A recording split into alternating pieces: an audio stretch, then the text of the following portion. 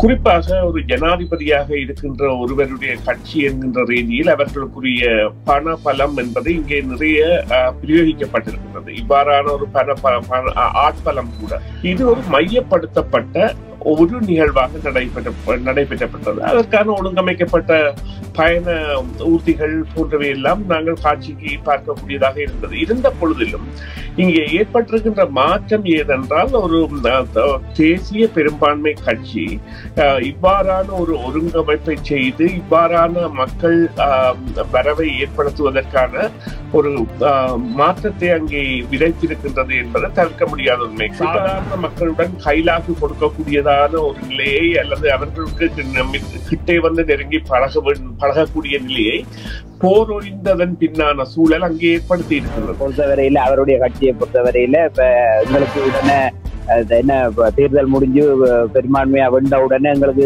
தாம்பூல தட்டுல எல்லா தீர்வையும் வச்சு தர போறதுன்னு இல்ல. அவர் என்ன செய்யறாருன்னா கோத்தபாய நேரடியாக குற்றஞ்சாட்டப்பட்டவர்களை விடுதலை செய்த மாதிரி விடுதலை செய்யாம இவர் பின்பதவாத விடுதலை செய்வார். அதுதான் அவர் செய்யக்கூடியது.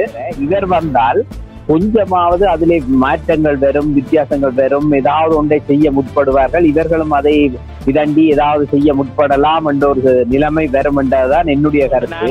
இப்போ அங்க போய் இருந்து அந்த சூழ்நிலையை பார்க்கணும். இங்கேருந்து கதைக்கிறதெல்லாம் வேலைச்சுவாங்க. அங்க போய் பாருங்க சனத்தை உங்களோட பிள்ளைகளை விடுவோம்ன்ற உடனே சனத்தின் கையாட்டாலையும் பார்த்திருப்பீங்க. உங்களோட பிள்ளைய விடுவோம், உங்களோட காணி உங்களுக்கு சொந்தமான காணி உங்களுக்கு நாங்கள் விடுவோம். பாருங்க ஒரு தரும் ஒன்றும் கிடைக்காமலே பாதையெல்லாம் திறந்து விட்டாச்சு. உங்களுக்கு தெரிந்தவரோ நீங்களோ விபத்தில் காயமடைந்தால் ஸ்லிப் அண்ட் ஃபால் அல்லது லாங் டேர்ம் டிசபிலிட்டிக்கு செல்ல வேண்டியதாக இருந்தால் 25 வருடங்களுக்கு மேற்பட்ட அனுபவம் வாய்ந்த பிராங்க்லின் லா ஃபர்ம் ரவி நடராஜாவை அழையுங்கள். பாதிப்பான சூழ்நிலையில் தகுந்த ஆலோசனைகளை வழங்கி கூடிய கொடுப்பனவுகளை பெற்றுக் கொடுக்கும் நம்பகமான சட்ட சேவைகளுக்கும் இலவச ஆலோசனைகளுக்கும் ரவி நடராஜா 416-245-6555 416-245-6555 ரவி நடராஜா. இன்றைய செய்தியின் பின்னணி நிகழ்ச்சியில் நாளைய தினம் நடைபெற இருக்கின்ற இலங்கையினுடைய நாடாளுமன்ற தேர்தல் குறித்து பேச இருக்கின்றோம். இலங்கையில் நாளைய தினம் நடைபெற இருக்கின்ற தேர்தல் மாற்றத்திற்கான தேர்தல் என்று பல தரப்பாலும் முன்வைக்கப்படுகின்ற பிரச்சார நடவடிக்கைகளுக்கு மத்தியில் மக்கள் எவ்வாறு தீர்மானத்தை எடுத்து இந்த தேர்தலில் வாக்களிக்க இருக்கின்றார்கள் என்பதுதான் கேள்வியாக இருக்கின்றது. உங்களை பொறுத்தவரையில் நேர்களே, நீங்கள் என்ன நினைக்கின்றீர்கள்? இந்த நாடாளுமன்ற தேர்தல் ஒரு மாற்றத்திற்கான தேர்தலா? அவ்வாறு மாற்றம் நிகழுமானால் அது எந்த வகையில் நிகழப் போகிறது? குறிப்பாக தமிழ் மக்கள் எவ்வாறான மனநிலையை கொண்டிருக்கிறார்கள் போன்ற விடயங்களை இன்றைய நிகழ்ச்சியில் பேச இருக்கின்றோம். உண்மையிலே இது ஒரு மாற்றத்துக்குரிய தேர்தலாக இருக்காது. தமிழ் மக்களை பொறுத்தவரையில நிறைய பேர் இதுகளை அறியாம எங்களோட தமிழ் தேசியம் சார்ந்தவர்களோட நிக்காமல் சில அவர்களின் அந்த அலைக்குள்ள விழுந்து நாங்கள் சிதறி போறதுக்குரிய சான்ஸும் இருக்குது, சந்தர்ப்பங்களும் இருக்குது. அப்ப இதுகளை கடந்துதான் நாங்கள் இந்த முறை வரணும். இது முற்று முழுதாக இந்த மக்கள் இந்த ஒரு போராட்ட உணர்வையும் அல்லது என்கிற ஒரு ஒற்றுமையையும் சிதைக்கும் மூலமாக ஒரு பெரிய ஒரு பின்னடைவை நோக்கிய ஒரு விடயமாகத்தான் இந்த தேர்தலுக்கு பிறகு நாங்கள் பார்க்கக்கூடிய. சரி, இந்த பின்னடைவு என்பது பொதுவாக பேசப்படுகின்ற ஒன்றாக இருந்தாலும் தாயகத்தில் இருக்கின்ற மக்கள் இந்த பின்னடைவு குறித்து சிந்திக்கக்கூடியவர்களாக இருக்கிறார்களா இன்றைய நிலையில்? உண்மையில அது தாயகத்தில் இருக்கிற மக்களை பொறுத்தவரையில சிந்திக்கக்கூடியவர்களும் இருக்கின்றார்கள். ஏனென்றால் நிறைய விடயங்களை அறிந்து தெரிந்து செயற்படக்கூடியவர்களும் இருக்கின்றார்கள். ஆனால் பொழுது நாங்கள் என்கிற அரசியல்வாதிகள் பிழை விட்டுட்டார்கள். இப்ப அவர்களுக்கு தேவையான விடயத்தை ஆரம்பத்திலிருந்து கொடுக்கல. இப்ப கொடுக்காதபடியால அந்த மக்களுக்கு உண்மையில் அன்றாட பிரச்சனைகள், சில பிரச்சனைகள் இருக்கு, அன்றாட தேவைகள் இருக்கு. இன்றைக்கு நாங்கள் புலம்பெயர்ந்த தேசத்திலிருந்து என்ன உணமண்டாலும் காய்க்கலாம், இது உணமண்டாலும் செய்யலாம். ஆனா தாயத்தில் அப்படி இல்லை. இன்றைக்கு ஒரு நேர உணவுக்காகவோ அல்லது ஒரு காணி விடுவிப்புக்காகவோ அல்லது ஒவ்வொரு விடயத்துக்காகவும் அந்த மக்கள் களத்துல நின்று கொண்டுதான் இருக்கின்றார்கள். அவர்களுக்குரிய விடயங்களை நாங்கள் சரியான முறையில் என்கிற அரசியல்வாதிகள் யாருமே ஆற்றவில்லை. ஒற்றுமையாக நின்று அதை செய்து முடிக்கவில்லை, செய்து கொடுக்கப்படவில்லை.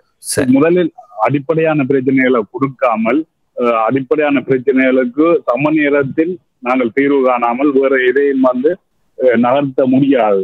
உண்மையில் அந்த அடிப்படை பிரச்சனைக்கு தீர்வு கண்டு கொண்டுதான் நாங்கள் அடுத்த பிரச்சனைகளை காலடி எடுத்து வைக்கிறோம். ஆகவே மீண்டும் தமிழர் பிரச்சனை என்பது ஒரு நீண்ட காலத்துக்கு தள்ளப்படுகிற ஒரு நிலைதான் இன்றைய நிலையில் காணப்படுகிறது. அப்படியாக தள்ளப்படும் தான் நான் நினைக்கிறேன். அப்படி இல்லாமல் ஒரே அணியாக, ஒரே தேசமாக, ஒரே பலமாக அணிக்குவோம் ஒரு சரியானவர்களை ஒரு குறைந்தபட்சம் இப்பொழுது ஒரு ஒற்றுமையா நிற்கிற அங்கு ஒற்றுமையாக பலமா இருக்கிற அணி என்றால் அந்த தமிழ் தேசிய மக்கள் முன்னணி தான் அங்கே களத்தில் நிற்கின்றார்கள். அவர்கள் தான் தொடர்ந்து அந்த தேசியத்தை வலியுறுத்தி போராடி கொண்டு நிற்கின்றார்கள். அவர்களும் உண்மையில சரியான ஒரு நிலப்பாடோட எல்லாரோட ஒற்றுமையாக ஒன்றிணைந்து பயணித்தால் உண்மையில சில விடயங்களை சாதிக்கலாம் என்று தான் நான் நினைக்கிறேன். சரி, நன்றி. நிகழ்ச்சியில் கலந்து கொண்டமைக்கு அடுத்த நேரை சந்திக்கின்றோம். வணக்கம், யார் பேசுகிறீர்கள்? நான் சுரேன் கதைக்கிறேன். என்ன பேர்? சுரேன், சொல்லுங்கள். என்ன பொறுத்த மட்டும் என்ன இப்ப மாற்றம் கொண்டவங்களை வேணுமென்று எல்லாரும் விரும்புறோம் தானே. அத இப்ப தமிழ் தேசியம் இவ்வளவு நாளும் கதைச்சு நாங்கள் ஒன்றையும் சாதிச்சதா எனக்கு தெரியல. நான் அறிஞ்ச அரசியல் அறிஞல இவ்வளவு உதாரணத்துக்கு இன்றைக்கு நாங்கள் சிவகாமிக்கு நாங்கள் இன்கேஸ் நாங்கள் ஆதரவு வழங்கி நாங்கள் ஒரு எதிர்பார்ப்போட போறோம். அவைக்கு ஒரு சான்ஸை கொடுத்து பார்த்து எங்களுக்கு அதை நடக்குதுன்னு பார்ப்போம். இல்லாட்டி அடுத்த பேர்ல திருப்பி தமிழ் தேசியத்தை திருப்பி கொண்டுலாம் தானே, அதை கொன்றையிலாதான் இல்லை தானே எங்களுக்கு. வணக்கம் சுரேஷ், நீங்கள் இறுதியாக இலங்கையினுடைய தேர்தல் பிரச்சார கூட்டத்தில் ஒரு பிரதான கட்சி தங்களுடைய வாக்கு வங்கி அதிகம் இல்லாத ஒரு இடத்தில் ஒரு பிரம்மாண்டமான மேடையில் ஒரு பிரச்சார கூட்டத்தை நடத்தி இருக்கின்றது என்ற ஒரு விடயம் யாழ்ப்பாணத்தில் இடம்பெற்ற ஒரு விடயத்தை பார்க்கக்கூடியதாக இருக்கின்றது. ஏனென்றால் வழமையாக வெற்றி பெறுகின்ற அல்லது கூடுதலான ஆதரவாளர்கள் இருக்கின்ற ஒரு இடத்தில் தான் இவ்வாறான இறுதி தேர்தல் பிரச்சார மேடை என்பது அமைக்கப்படும். ஆனால் யாழ்ப்பாணத்தில் அன்ரோகுமார திசாநாயக்க கலந்து கொண்ட ஒரு மேடை என்பது வடக்கில் இடம்பெற்ற ஒரு தேர்தல் பிரச்சாரமாகவும் பார்க்கப்படுகின்றது. இந்த விடயத்தை நீங்கள் எவ்வாறு பார்க்கின்றீர்கள்? ஒரு சிங்கள மக்கள் மத்தியில் செல்வாக்கு மிக்க ஒரு கட்சியாக இன்று ஒரு துரித வளர்ச்சி கண்டிருக்கின்ற ஒரு கட்சியானது வடக்கை நோக்கி தன்னுடைய தேர்தல் பிரச்சாரத்தை நகர்த்தி இருக்கின்ற நகர்வு என்பது உங்களுடைய பார்வையில் எப்படி இருக்கிறது? நிச்சயமாக இது பலருடைய விழிப்பை ஏற்படுத்தி இருக்கின்றது, வியப்பை ஏற்படுத்தி இருக்கின்றது. அனைவருமே ஒரு வித்தியாசமாக பார்க்கின்றார்கள். ஆனால் 2-3 தகவல்களையும் நாங்கள் அங்கே இணைத்து பார்க்க வேண்டிய தேவை இருக்கின்றது. ராம், குறிப்பாக ஒரு ஜனாதிபதியாக இருக்கின்ற ஒருவருடைய கட்சி என்கின்ற ரீதியில் அவர்களுக்குரிய பண பலம் என்பது இங்கே நிறைய பிரயோகிக்கப்பட்டிருக்கின்றது. இவ்வாறான ஒரு ஆட்பலம் கூட, ஆட்பலம் மற்றது வழங்கல்கள் போன்றவை எல்லாம் ஒருங்கமைக்கக்கூடிய சக்தி என்பது அவர்களுக்கு தாராளமாக இருந்திருக்கின்றது.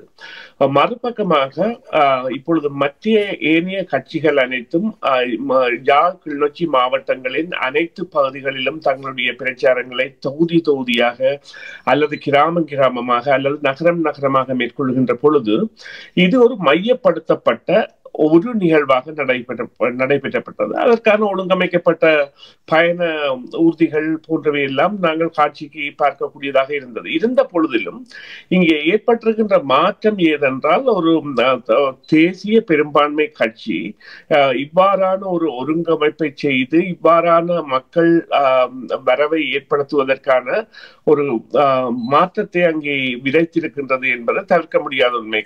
ஆனால் திருகோணமலையில் கூட அன்ரோகுமார திசாநாயக்க தேர்தல் பிரச்சார கூட்டத்தில் கலந்து கொண்டதை பார்க்கின்றோம். அதில் அருண் ஹேமச்சந்திரா அவர்கள் தலைமை தாங்கி ஏராளமான மக்கள், குறிப்பாக தமிழ் மக்கள் மட்டுமல்லாமல் அனைவரும் இணைந்து கொண்ட ஒரு பிரம்மாண்டமான மேடையாகத்தான் நடைபெற்றது.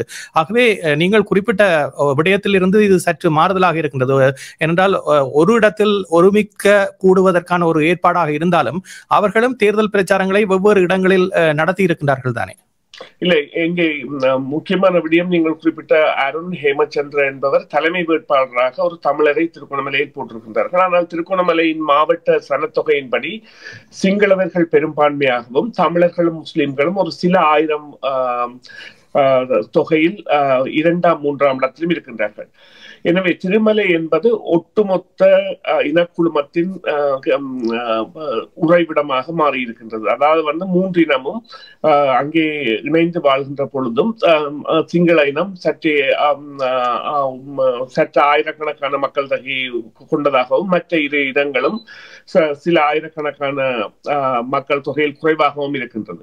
ஆனால் இங்கே பார்க்கப்பட வேண்டிய விடயம் என்னவென்று சொன்னால் ராம், இங்கே யாழ் கிளிநொச்சி மாவட்டம் என்பதற்கான மையமாக இருப்பது அவர்கள், அதாவது தமிழர்களுடைய உறைவிடமாக அல்லது தமிழர்களுடைய கோரிக்கைகளை கொண்டு செல்வதாக இருக்கின்ற ஒரு இடத்தில் இவ்வாறான ஒரு மாற்றத்தை ஏற்படுத்துவது. இவ்வாறு சொல்லுங்கள், குறிப்பாக 25% மக்கள் ஒழுங்கமைக்கப்பட்ட பயணங்களின் மூலம் வந்திருந்தாலும் சுமார் 75% மக்கள் அல்லது 70% மக்கள் என்பவர்கள் தாங்களாகவே கலந்து கொண்டவர்கள் போன்றது ஒரு தோற்றப்பாட்டை இந்த ஒளி நாடாக்களில் காணக்கூடியதாக இருந்தது. எனவே அது அவர்கள் மாற்றத்தை பற்றிய விவரங்களை அறிய விரும்புகின்றார்கள் அல்லது சாதாரண மக்களுடன் கைலாகு கொடுக்கக்கூடியதான ஒரு நிலையை அல்லது அவர்களுக்கு கிட்டே வந்து நெருங்கி பழகக்கூடிய நிலையை போர் ஒழிந்ததன் பின்னான சூழல் அங்கே ஏற்படுத்தி இருக்கின்றது.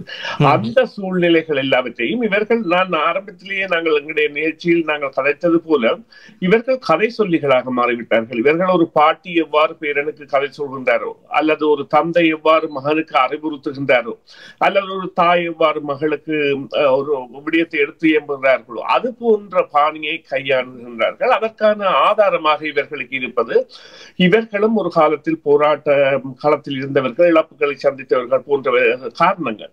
ஆனால் நிச்சயமாக மாற்றம் ஏற்பட்டிருக்கின்றது என்பதில் எந்தவித ஐயமும் இல்லை. ஆனால் அதற்கான விளைவு எவ்வாறு இருக்கும் என்பது இந்த வருகின்ற கணிப்புகள், இப்பொழுது இந்த வார ஆரம்பத்தில் வந்த கணிப்புகளின்படி விளைவு என்பது எவ்வாறு இருக்கும் என்பது பொறுத்திருந்து பார்க்க வேண்டிய ஒரு தேவையாக இருக்கின்றது. ஆமாம், தொடர்ந்து பேச இருக்கின்றோம். அதே நேரத்தில் தமிழரசு கட்சியினுடைய கூட்டத்தில் கலந்து கொண்ட மக்களினுடைய எண்ணிக்கை மிக மிக குறைவாகவும் வெற்று நாற்காலிகளும் காட்சிப்படுத்தப்பட்ட ஒரு நிலை காணப்படுகின்றது.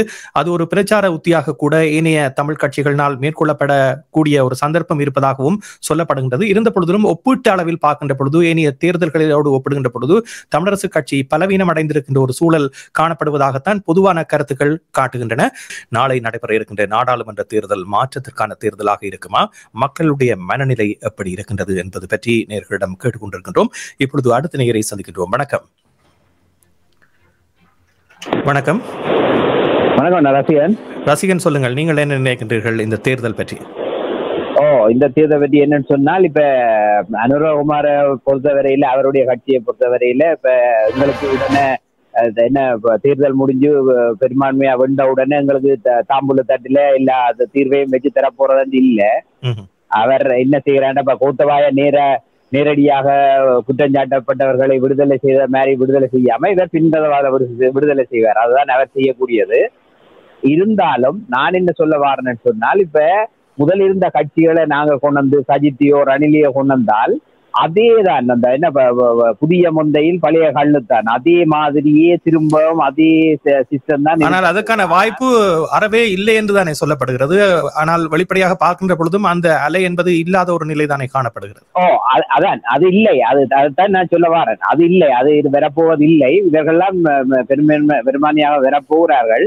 இருந்தாலும் நான் என்ன சொல்ல வரேன்னு சொன்னா, அவர்கள் வந்தால் கூட இதேதான் நடக்க போற. திரும்ப போய் எங்களுடைய ஆட்கள் அவர்களோட தேர்தலை கொண்டாடி பாட்டி வச்சு நல்ல சந்தோஷமா இருந்தோண்டு எங்களுக்கு வேற இதுல என்ன பூச்சாண்டி காட்டி கொண்டு திரிகிற காலம்தான் இருக்குமே தவிர, இவர் வந்தால் கொஞ்சமாவது அதிலே மாற்றங்கள் வரும், வித்தியாசங்கள் வரும், ஏதாவது ஒன்றை செய்ய முற்படுவார்கள். இவர்களும் அதை இதண்டி ஏதாவது செய்ய முற்படலாம் என்ற ஒரு நிலைமை வரும் என்றதான் என்னுடைய கருத்து.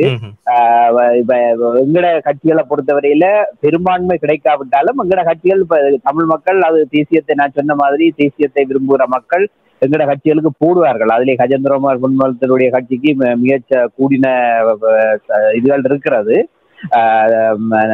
என்ன சாத்தியக்கூறுகள் இருக்கிறது. இருந்தாலும் இவர்களும் இன்னும் திருந்த வேண்டும். என்னன்னு சொன்னால், உண்மையிலேயே பாத்தீங்கன்னு சொன்னால், இவ்வளவு காலம் இருந்த காலத்திலிருந்து, எங்கட சம்பந்தனையா இருந்த காலத்திலிருந்து செய்ய வேண்டியது எத்தனையோ இருந்தது.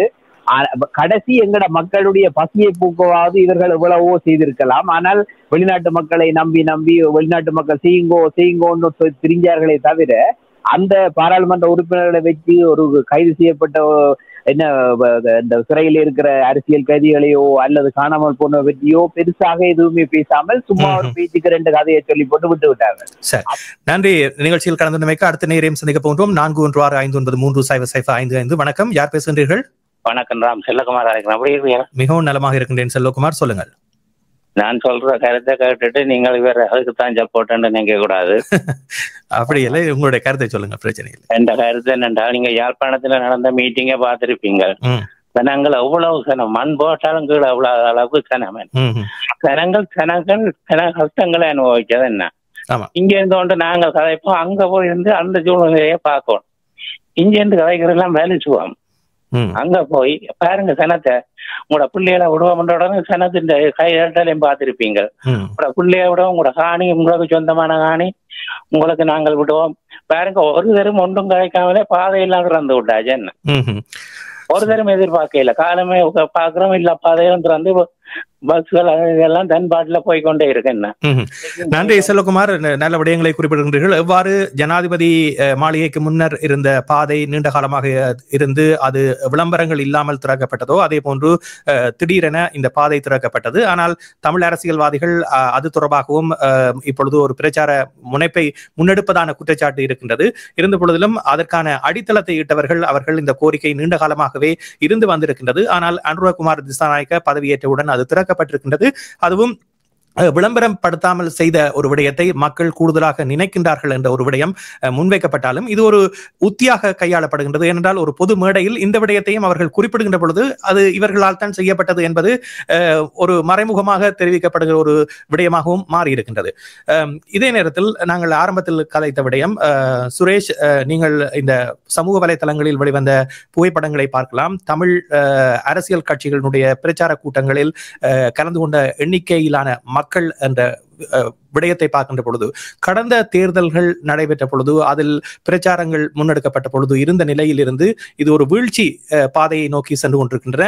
கூடுதலாக விவரிக்கப்பட்ட சில விடயங்கள் வந்தாலும் கூட ஒப்பீட்டளவில் பார்க்கின்ற பொழுது இந்த வீழ்ச்சி என்பது அனைவரும் அறியக்கூடிய ஒரு விடயமாக இருக்கின்றது. உங்களை பொறுத்தவரையில் இந்த வீழ்ச்சிக்கான முக்கியமான பொறுப்பை யார் ஏற்க வேண்டும்? ஏனென்றால் மக்களில் இதில் தவறு சொல்லி பிரயோசனம் இல்லை. ஏனென்றால் அவர்கள் பாதிக்கப்பட்டவர்களாக முன்னர் கலந்து கொண்ட செல்வகுமார் கூறிய ஒரு விடயம்தான். ஆகவே அவர்களுக்கான தீர்வு முன்வைக்கப்படாத பொழுது தொடர்ந்தும் அவர்கள் ஆதரிக்க முடியாதவர்களாக மாறி இருக்கின்ற நிலைதான் காணப்படுகின்றது. இனி வரும் காலத்திலாவது தமிழர்கள் ஒற்றுமைப்பட்டு ஒரு குடையின் கீழ் செயற்படுவதற்கான வாய்ப்பு இருக்கும் என்று நினைக்கின்றீர்களா? அல்லது இந்த அனுரவின் அலையின் மூலமாக அவர் எதிர்காலத்தில் செய்யக்கூடிய நடவடிக்கைகள் தமிழ் மக்களுக்கு சார்பாக வருகின்ற பொழுது இந்த தேசியம் என்ற ஒரு குடையின் கீழ் இணையக்கூடிய மக்கள் பிளவுபடக்கூடிய நிலைதான் கூடுதலாக ஏற்படுமா? இங்கே முக்கியமான ஒன்று விடயத்தை கவனிக்க வேண்டும் என்றால், இந்த அனுர திசாநாயக்க அவர்களுடைய வெற்றிக்கான வழிவகைகளில் ஒன்றாக முஸ்லிம் தமிழ் வாக்குகள் குறிவைக்கப்படுகின்றன. அவைதான் இந்த முறை முக்கியமாக தங்களுடைய மாற்றத்திற்கான அல்லது தங்களுடைய இந்த வெற்றியை சற்றே அதிகரிப்பதற்கான, அவர்கள் அதீத பெரும்பான்மை பெறப்போவதில்லை, அவர்கள் பெரும்பான்மையை கூட எட்டக்கூடிய நிலை இப்பொழுது இல்லை. எனவே அவ்வாறான ஒரு மாற்றத்திற்கான ஒரு இடமாக அவர்கள் முஸ்லிம்கள் மற்றும் தமிழர்கள் வாழ்கின்ற பிரதேசங்களை இலக்கு வைக்கின்றார்கள் என்பதை நாங்கள் அம்பாறையில் இடம்பெற்ற அந்த அவர்களுடைய பிரச்சாரத்திலிருந்தே காணக்கூடியதாக இருந்தது. ஆனால் இவர்களுக்கான வழிவகைகளை செய்வதற்கான முயற்சியில் பல வெளிநாட்டு, அதாவது முதலீட்டாளர்கள் அல்லது தமிழ் முதலீட்டாளர்கள் ஈடுபடுகின்றார்கள் என்கின்ற செய்திகள் அங்கே கசிந்து கொண்டிருக்கின்றன. குறிப்பாக இந்த சுயேட்சை குழுக்களை உருவாக்கி கட்சிகளை பிரித்து அதன் மூலம் தமிழர்களுடைய வாக்குகளை சிதறடிப்பதன் மூலம் தமிழர்களுக்கான பிரதிநிதித்துவத்தை குறைத்து அதனை இவர்களுக்கான, அதாவது தேசிய மக்கள் சக்திக்கான பிரதிநிதித்துவத்தை அதிகரிப்பதற்கான முயற்சியில் அவர்கள் ஈடுபடுவது கண்டுபிடிக்கப்பட்டது மட்டுமல்லாமல் அவர்கள் கொடுக்கின்ற காசு விவரங்களும் கோடிக்கணக்கான காசுகளை, அதாவது இரண்டு பெரிய தமிழ் வர்த்தகர்கள், புலம்பெயர்ந்த வர்த்தகர்கள் கொடுத்து கொண்டிருக்கின்றார்கள் என்பதற்கான சான்றுகள் எல்லாம் தற்பொழுது அங்கே சாதாரணமாக வருகின்றன. ஆனால் இப்பொழுது பார்க்கின்ற பொழுது எவ்வாறு சிங்கள பகுதிகளில் ஜேவிபி அல்லது இந்த ஐக்கிய மக்கள் சக்தி என்பது கட்டமைக்கப்பட்டதோ அதுபோன்ற ஒரு நிலை வடக்கிலும் கிழக்கிலும் ஏற்படுத்தப்பட்டிருப்பதாகத்தான் பார்க்கக்கூடியதாக இருக்கின்றது. ஏனென்றால் இப்பொழுது யாழ் மாவட்டத்தினுடைய முதன்மை வேட்பாளர் 15 வருடங்களுக்கு முன்னரே இந்த கட்சியில் தன்னை இணைத்துக் கொண்டவராக இருக்கின்றார் இளங்குமரன் அவர்கள். ஒரு இளைஞர், அவருக்கு இப்பொழுதுதான் 35 வயது ஆகின்றது என்று நினைக்கின்றேன். அப்படி இருந்தும் கூட அவருடைய இந்த செயற்பாடு என்பது கூடுதலான நாட்கள் அந்த கட்சியோடு பயணித்த ஒருவராக இருக்கிறார். ஜனாதிபதிக்கு பக்கத்தில் இருந்து அவர் இந்த மேடையில் பேசியதையும் பார்த்திருக்கின்றோம். ஆகவே இந்த திட்டமிடல் என்பது ஏற்கனவே வடக்கு கிழக்கில் இந்த கட்சியை தாங்கள் மேம்படுத்த வேண்டும் என்ற ஒரு திட்டமிடல் ஏற்கனவே ஆரம்பித்திருப்பதை பார்க்கின்றோம். இவ்வாறான ஒரு நிலையில் தமிழ் கட்சிகள் இன்றும் கூட இல்லையே. ஆமாம், அதற்குரிய காரணங்கள் இருக்கின்றன. அவர்கள் அறக்கலைய போராட்டத்தின் பொழுது பிரபல்யம் அடைந்தாலும் அல்லது வீங்கி பிரித்தாலும் ஆரம்பத்தில் 3 ஆசனங்களை தான் கொண்டிருந்தவர்கள். ஆனால் அதன் பிறகு இப்பொழுது கடந்த தேர்தலில் 3 ஆசனங்களை கொண்டிருந்தவர்கள். இப்பொழுது அவர்களுடைய ஆசன எண்ணிக்கை என்பது 127 அல்லது 129 எதிர்பார்க்கப்படுகின்றது. இவ்வாறான ஒரு பெரிய மாற்றத்திற்காக பல இடங்களிலும் முயற்சிகள் நடந்திருக்கின்றன. ஆனால் அவர்களிடையே இவ்வாறான இப்பொழுது நீங்கள் குறிப்பிட்ட இளைஞனை போல மற்ற இவரை நாங்கள் எடுக்கலாம். திருகோணமலை மாவட்டத்தில் போட்டியிடுகின்ற இளைஞராக இருக்கட்டும், அல்லது ஒரு வைத்திய துறையில் இருந்த இளைஞன் தனது படிப்பையே துறந்துவிட்டு அல்லது முடிக்காமல் அதாவது இன்டர்ன் அவர் வைத்தியராக வெளியேறிய பொழுதும் அதற்கான முயற்சிகளில் ஈடுபடாமல் இடம்பெற்ற இளைஞன் கோகுலன் என்று வைத்தியர் கோகுலன் என்று அவர் தான் மொழிபெயர்ப்பாளராக இருந்தார். ஆனால் அங்கே இடம்பெற்ற சில சச்சரவுகளால் அவர் இப்பொழுது காணப்படாதவராக இருக்கின்றார். அவ்வாறாக இவர்களிடையே கூட இவ்வாறான உட்கட்சி நிலைமைகள் இருந்தாலும் தமிழர்களிடையே ஏற்படுத்தப்பட்ட நிலைமை என்பது வித்தியாசமானது. இவ்வாறு கூறுங்கள். ஆம், தமிழ் தேசியத்தை நோக்கி தமிழ் அரசு கட்சி பயணிக்கவில்லை என்பதை அவர்கள் ஏற்கனவே அறிந்தவர்களாக இருந்தால் தேர்தலின் போது வெளியேற வேண்டிய தேவையில்லை. 2 குழுக்களாக பிரிந்து தேர்தலின் போது போட்டியிட வேண்டிய தேவையில்லை. அல்லது 3 குழுக்களாக 2 சுயேட்சைகளாக பிரிந்து போட்டியிட வேண்டிய தேவையில்லை. அதை முதலே செய்திருக்கலாம். அதே போன்று பல தமிழ் தேசியத்திற்கு வரைவிலக்கணங்களை புதிதாக வரைந்து கொண்டு இருக்கின்றவர்கள் கூட அவ்வாறாக செல்கின்ற பொழுது அது சிதைவடைந்த நிலையில் தான் காணப்படுகின்றது. ஒரு தனி மனித தாக்குதலாக அதாவது இப்பொழுது நாங்கள் இருக்கின்ற நிலையில் நாங்கள் நம்பக்கூடியதாக அல்லது நம்பகத்தன்மை உள்ளதாக கருதப்படுகின்ற 2 பெரிய அதாவது அந்த வாக்கு நிறுவனங்களின் கருத்து என்பது தமிழர்களுடைய பலம் என்பது அங்கே இருக்கும் என்பதை காட்டக்கூடியதாக இருக்கின்றது. குறிப்பாக இந்த பிரதீப் சந்தானா என்கின்ற நபர், அவர் இங்கிலாந்தை மையமாக கொண்டவர். அவருடைய கருத்து கணிப்பு என்பது போன தேர்தல் அல்லது அதற்கு முந்தைய தேர்தலின் பொழுது மக்களின் பெரிய விருப்பை பெற்றிருந்தது. அதற்குரிய காரணம் கணித்தபடியே நடந்திருந்தது. அதே போல அந்த numbers.lk என்று இலங்கையில் உள்ள ஒரு அந்த கருத்து கணிப்புகளின்படி போகின்ற பிரகாரப்படி போகின்றவர்களின் கருத்து கணிப்பின்படி இருவருமே ஒரு தொகைக்குள் தான் நிற்கின்றார்கள். சற்று மாறுதலாக இருக்கின்றார்கள். நேர்கள் செய்தியின் பின்னணியில் கேட்டுக்கொண்டிருக்கின்றீர்கள். நிகழ்ச்சியில் கலந்து கொள்ள வரும் அடுத்த நேரை சந்திக்க போன்றோம். விரைவாக நேர்கள் உங்களுடைய கருத்துக்களை தெரிவியுங்கள். 416-593-0055. வணக்கம், யார் பேசுகின்றீர்கள்? வணக்கம் திரு ராம் பிரசாத் அண்ட் சுரேஷ். ராஜன் கலைக்கிறேன். சொல்லுங்க. ஆமாம், என்னென்று சொன்னா எங்களை தலைவிதி எப்படியோ அதைத்தான் நிர்ணயிக்கிறது. நாங்கள் இப்ப அலைகள்னு சொல்றோம். எங்களுக்கு எத்தனையோ அலைகள் கரைய மேவி பாஞ்சது. 77ஆம் ஆண்டுல பாஞ்சால அது ஊர் எல்லாம் வெள்ளம் போகத்தக்கதா பாஞ்சு எல்லாரும் நின்று எல்லாம் செய்தது. இன்று வரைக்கும் ஒரு தரம் ஒன்றும் செய்யல. 58ஆம் ஆண்டுல தமிழரசு கட்சி என்று புரியாக்க கூட புரியாம ஒன்றுபட்டிருக்கலாம். எத்தனையோ வருடங்களுக்கு முதல் ஒன்றுபட்டால் உண்டு வாழ்வு. எத்தனையோ வேறென்ற கதையிலிருந்து எத்தனையோ கதைகள் நாங்கள் சின்ன படிச்சு படிச்சு படிச்சு படிச்சும் வேந்து அர்ப்பணித்த போராளிகள் அவர்களுக்கு நான் இன்றைக்கும் அகவணக்கம் செய்து கொண்டுதான் இந்த கதையை கதைக்கிறேன். கடவுள்கிட்ட மன்னிப்பு கேட்டுக்கொண்டு தான் கதைக்கிறேன். அவர்களுக்கு நாங்கள் ஒரு தரமே நிகரானவர்கள் அல்ல எந்த போராளி என்றாலும். ஆனால் அவர்கள் எல்லாம் சேர்ந்து கூட ஒன்றா இயங்க முடியவில்லை. இன்று வரை நாங்கள் தொடர்ந்து இந்த ஒற்றுமை பற்றி தான் பேசிக் கொண்டிருக்கின்றோம். இன்றைக்கு எங்களை தமிழ் இதுல நாங்கள் இன்றைக்கு யாரை தமிழரசு கட்சிக்கு நாங்கள் போட ரெடி. யாருக்கு போடுறது? நீங்கள் செய்த துரோகத்துக்கு பொன்னம்பலம் குடும்பத்துக்கு செய்த துரோகத்துக்கு நாங்களே சொல்றோம். குமார் பலமரத்து மகனுக்கு கஜேந்திரகுமார் பலமரத்துக்கு போடுங்க சரியா? அப்ப தன்வீன தன்னை சுடும் ஓட்டப்பம் வீட்டை சுடும் என்று சொல்லி நாங்கள் செய்த அநியாயங்களுக்கு நாங்கள் இப்ப அனுபவிக்கிற சந்தர்ப்பங்கள் இருக்குத்தான். இதை நாங்கள் அனுபவிச்சுதான் ஆக வேணும். எத்தனையோ அலைகளை நாங்கள் மிஸ் பண்ணிட்டோம். அதனுடைய நாங்கள் ஒரு அலையை கொஞ்சம் கொடுத்து பார்ப்போம். சரி, நன்றி. அடுத்த நேரை சந்திப்போம். வணக்கம், யார் பேசுகின்றீர்கள்? வணக்கம். வணக்கம் ராம் பிரசாத், நான் ராசநாதன். ராசநாதன், சொல்லுங்கள்.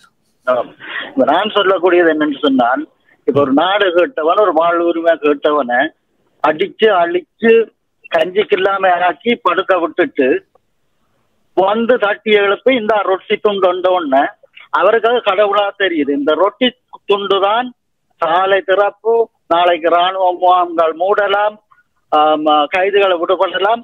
இப்படியே இதை இவர் கையாண்டு கொண்டு போக என்ன நடக்குது? எங்களுடைய நோக்கம் அங்கு அடிபடுது. ஆனால் இப்பொழுது பொதுவாக தாயகத்தில் இருந்து வருகின்ற செய்திகள் கூறுவது என்றால் அவர்கள் உயிர் வாழ முடியாத ஒரு நிலையில் அந்த ரொட்டி துண்டு தானே முக்கியமாக இருக்கின்றது. அந்த ரொட்டி துண்டை வாங்கி கொண்டுதான் அடுத்த நிலைக்கு போகலாம் என்பதை பலரும் அங்கிருந்து தெரிவிக்கிறார்கள். அதுக்குத்தான் இந்த அனுரகுமார திசாநாயக்கவுக்கு தங்களுடைய ஆதரவை வழங்குவதாகவும் கூறுகிறார்கள். இல்ல அப்படி கூறுகிறார்கள். ஆனா அதுக்கு பின்னுக்குள்ள சூட்சமம், அதாவது இவர் கையாளுற அந்த புதிய முறை வந்து அதுக்கு பின்னால இருக்கிற விடயம் இதுதான். தேசியத்தை அழிக்கிறவன், அதாவது சொல்லுவார்கள் இல்ல, தட்டி அடிக்காம தடவி அடிக்கிறவன். இப்ப நீங்க சொன்னீங்க இளங்கோண்டவர் 35 வயது 20 வயதுல ஜேபியில சேர்ந்தார் என்று. அப்ப முள்ளிவாய்க்காலுக்கு ஒவ்வொரு தனியா கூடாண்டு ராணுவம் சேர்த்து கொடுத்தாலும் இந்த அனுரகுமார திசாநாயக்கா எல்லாருக்கும் தெரியும். அப்ப இவர் அப்ப அங்க போய் சேர்ந்திருந்தாரா? அப்ப இவர் இங்க வந்து என்ன செய்ய போறார்? அங்க திருவண்ணாமலையிலும் அருண்குமார் ஒருவர், அவரும் வந்து நீண்ட காலம் ஜேபிபில இருக்கிறேன்னு சொல்லி அவரும் ஏதோ எல்லாம் சொல்றாரு. என்ன அப்ப நான் சொல்றேன் என்று சொன்னால், மக்களே தமிழனுக்கு போடு, அது சுமையா இருக்கலாம், அந்த ஊசியை தவிர்த்து போட்டு எல்லாருக்கும் போடுங்க. அங்கங்க பிரிஞ்சு நின்றாலும் அந்த ஒரு திரட்சி அங்க பிரிஞ்சு நின்றாலும் இருக்க ஏதோ ஒரு கட்டத்துல நாங்கள் ஏதோ ஒரு எல்லையில சந்திக்கலாம். என்ன அப்ப அப்படி ஒரு வரைக்கும் போடாமல் நீங்கள் அங்கங்க போட்டு வேற ஆக்களை கொண்டு நிறுத்தி போட்டு நாளைக்கு என்ன செய்வோம் உங்களுக்கு தெரியும். உங்களுக்கு பின்னால் இருக்கிற முடிவு இதுதான். சரி, நன்றி. இறுதி நேரை சந்திக்க போன்றோம். நிகழ்ச்சியின் நிறைவு நேரம் நிறைய கொண்டிருக்கின்றது. அடுத்த நேர். வணக்கம். வணக்கம்.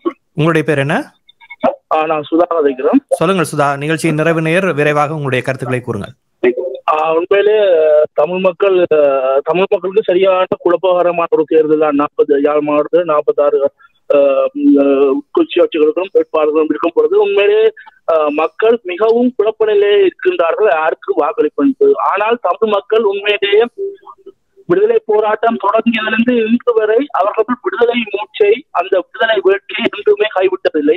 அவர்கள் அதற்கு பின்னாலேதான் பயணித்துக் கொண்டிருக்கிறார்கள்.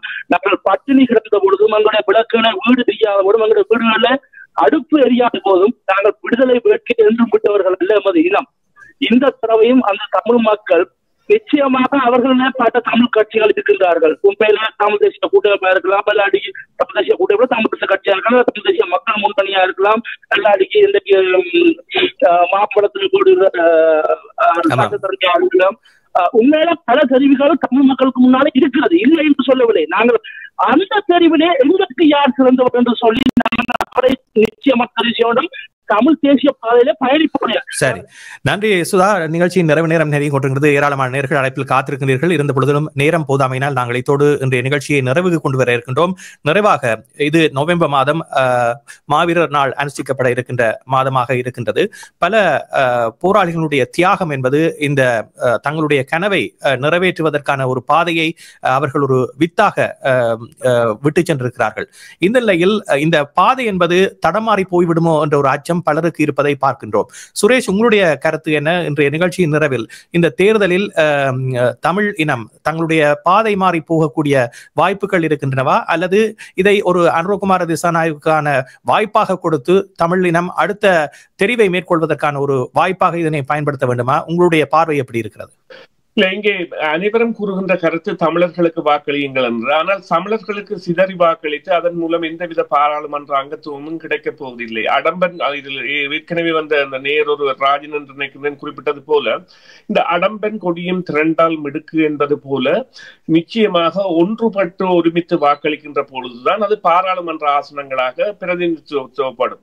தமிழர்களுடைய வாக்குகள் இவ்வாறு பல கோணங்களில் சிதறுவதால் நிச்சயமாக அங்கே நடைபெறப் போகின்ற விடயம் என்னவாக இருக்கும் என்று சொன்னால், நிச்சயமாக பெரும்பான்மையினத்தினர் பெரும்பான்மை கட்சி சிறு வாக்கை பெற்றாலும் அவர்களால் ஆசனங்களை பெறக்கூடியதாக இருக்கும் என்றால், இவ்வாறான சிந்தனையை கொண்டிருப்பவர்கள் ஏற்கனவே திட்டமிட்டு செயற்பட வேண்டிய ஒரு நிலையில் இருக்கிறார்கள் என்பதனை இந்த தேர்தலும் தமிழ் இனத்திற்கு மீண்டும் ஒரு பாடமாக படிப்பித்திருக்கின்றது. ஏனென்றால் இவ்வாறான இறுதி நேரத்தில் எடுக்கப்படுகின்ற முடிவுகள் சில வேளைகளில் அது பிழையான ஒரு விடையை தந்துவிடும் என்ற ஒரு விடயத்தையும் இந்த நேரத்தில் சொல்லிக் கொள்ளலாம். அப்படித்தானே? இல்ல, அதில் உண்மையிலேயே கவலைக்குரிய விடயம் என்னவென்று சொன்னால், நீங்கள் குறிப்பிட்ட அதாவது இவர்கள் அந்த மாவீரர் மாதம் என்கின்ற பொழுது அவர்களை பொறுத்தவரையிலேயே இன்றைய தேதி ரோகண விஜயவீரா படுகொலை செய்யப்பட்ட நாள் 89ஆம் ஆண்டு நவம்பர் மாதம் 13ஆம் தேதி. அவர்கள் 14ஆம் தேதி தேர்தலை வைப்பது கூட தங்களுடைய தலைவரின் நினைவு நாளுக்கு அடுத்த நாளாக வருகின்ற ஒரு தினத்தில் தான் வைக்கின்றார்கள். அதை நாங்கள் இலகுவாக கடந்து செல்கின்றோம் என்றால் எங்களுக்கு அந்த விடயங்கள் தெரியாது. ஆனால் நிச்சயமாக தமிழர்களுடைய குரல் ஒன்றாக இருக்க வேண்டும் என்றால் அவர்கள் 10-15 பிரிவுகளாக பிரிந்தல்ல. இந்த முறை தமிழர்களுடைய வாக்குகளை பிரிப்பதற்கான முயற்சிகளாகத்தான் இப்பொழுது நேயர்கள் குறிப்பிட்டது போல 43 குழுக்கள், 396 வேட்பாளர்கள் 6 இடங்களுக்காக நிறுத்தப்பட்டிருக்கின்றார்கள். இது ஒரு அவலமான விடயம். இதிலும் குறிப்பாக நாங்கள் கவனிக்க வேண்டியது, நிச்சயமாக 2 வாக்கு கணிப்புகள் வந்திருக்கின்றன. 2 ஒரு தரமானவையாகவும் அதில் அவர்கள் இருவருமே தமிழ் அதாவது பிரதிநிதித்துவம் பேணப்படும் என்கின்ற ஒரு கருத்தை பார்க்கிறோம். ஆகவே நன்றி சுரேஷ், நிகழ்ச்சியில் கலந்து கொண்டமைக்கு. CMR யூடியூப் சேனலில் இணைந்திருக்கும் நேர்கள் அனைவருக்கும் எமது நன்றி. காமெண்ட்ஸ் பகுதியில் உங்கள் கருத்துக்களை தெரிவிக்க தவறாதீர்கள். முக்கிய செய்திகள், காணொளி தொகுப்புகள், நேர்காணல் என பலதரப்பட்ட அம்சங்களையும் உங்களுக்காக தருகின்றது CMR யூடியூப் சேனல். CMR என்று சர்ச் செய்து எமது யூடியூப் சேனலை சப்ஸ்கிரைப் பண்ணுங்கள். உங்கள் உற்றார் உறவினர் நண்பர்களோடும் இந்த காணொளி தொகுப்புகளை பகிர்ந்து கொள்ளுங்கள். அருகில் இருக்கின்ற முக்கிய காணொளி தொகுப்புகளையும் தவறவிடாமல் பாருங்கள்.